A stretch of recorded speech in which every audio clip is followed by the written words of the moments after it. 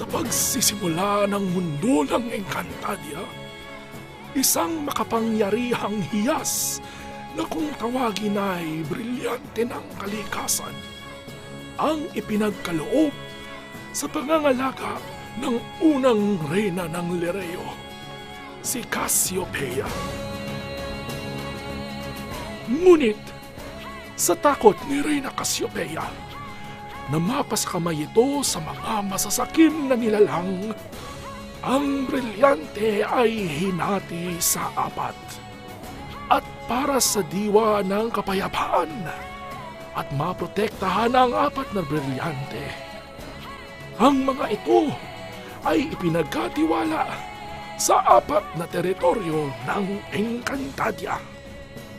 Sa lupain ng Sapiro, ipinagkatiwala ang brilyante ng lupa. Taglay nito ang kapangyarihang mapasunod ang mga hayop at halaman at ang kakayahang mapakilos ang lupa.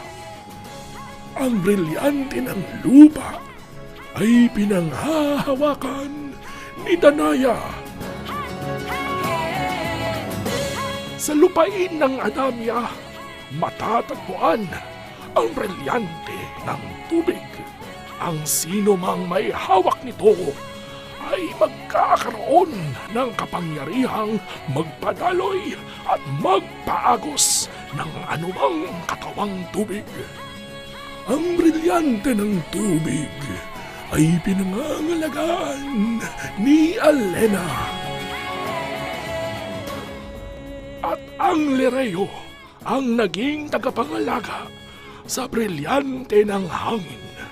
Taglay nito ang kapangyarihang idikta ang paglamig, pag-init at paggalaw ng ihip ng hangin.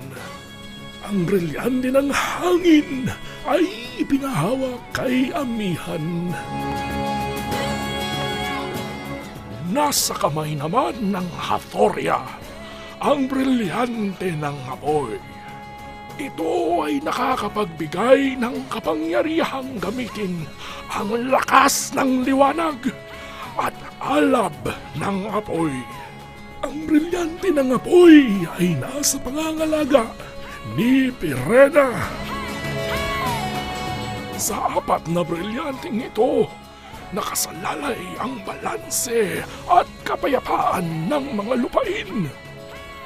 Ang mga batong ito ang magbubuklod sa mundo ng Encantadia.